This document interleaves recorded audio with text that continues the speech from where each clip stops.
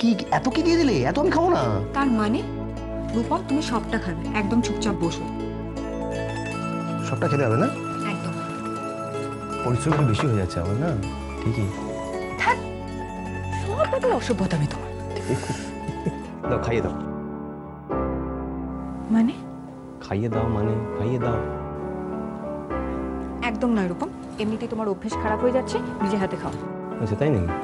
তাহলে আমি ছড়িয়ে ছিটিয়ে যা পারি খেয়ে চলে যাচ্ছি, তারপরে না খেয়ে আমার শরীর খারাপ হবে, তখন আবার আমাকে দোষ দিও না। ও ব্ল্যাকমেল করা হচ্ছে না? না না, ব্ল্যাকমেল কেন, যেটা সত্যি সেটাই বলছি। রূপম দেখো, আজকে খেয়ে নাও, আশেপাশে কেউ যদি থাকে দেখে নেবে। আমি খাবো না। রূপম প্লিজ দেখো, আচ্ছা ঠিক আছে, কাল থেকে তোমার ঘরে খাবার নিয়ে যাবো, কেমন? ঘরে কেন? আরে আমি কি চোর নাকি? আমি খাবো, এখানেই খাবো, আর তুমি খাইয়ে দেবে, যে যা খুশি বলো। খুব সাহস বেড়েছে তোমার। দাও দাও, খাইয়ে দাও। ঠিক আছে, এই লাস্ট খাওয়াচ্ছি, এরপরে কিন্তু আর খাওয়াবো না। বসো।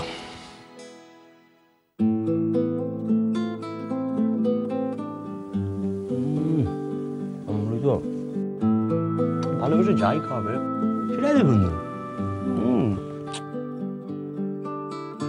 মা মা,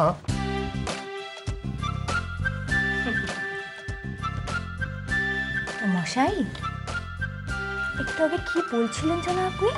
বৌদি, আজ আমি উঠবো। হ্যাঁ, আমার দেরি হয়ে যাচ্ছে। আমি জানি সায়ন, তোমার আমার কথা শুনতে একদম ভালো লাগছে না, কারণ তুমি একটা মোহের মধ্যে আছো। দেখো, চিংড়ি যদি তোমাকে নিয়ে সত্যি কিছু ফিল করতো, তাহলে তো সেদিনকে পিকনিকে আসতো, বলো? এবার তুমি দেখো, ভেবে দেখো, এই বাড়ির মেয়েকে তুমি বিয়ে করবে কিনা।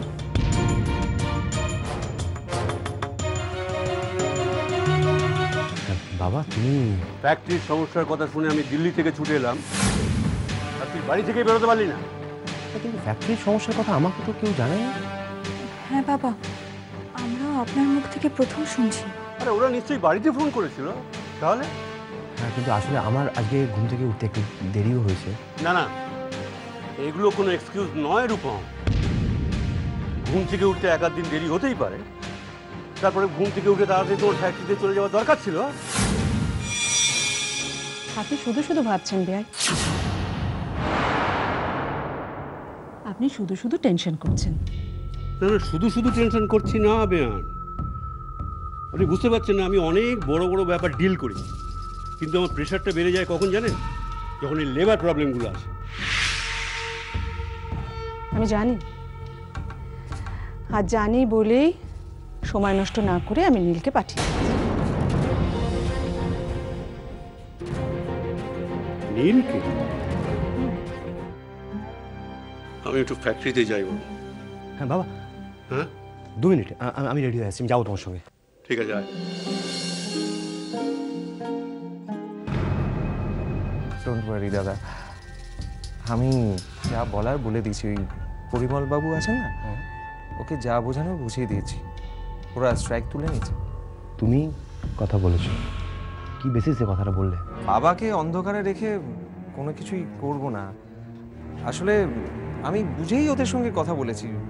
দেখুন, ওদের যেমন দাবি দাওয়া থাকতে পারে, আমাদের মালিক পক্ষেরও তো কিছু সুবিধে অসুবিধে থাকে। তো আমি সাময়িকভাবে একটা সলিউশন বার করে দিয়েছি। এরপর যদি ফার্দার কোনো প্রবলেম হয়, আমি সামলে দেবো, কোনো অসুবিধা হবে না। আমি সেইভাবেই সামলে দেবো। আমি আসলে সকালে ব্রেকফাস্ট করে বেরিয়েছি, একটু খেয়ে আসি। হ্যাঁ শিওর, যাও নিশ্চয়ই। এত বড় একটা প্রবলেম নীলা তো চট করে কি করে সলভ করে ফেললো? কিভাবে সলভ করলো?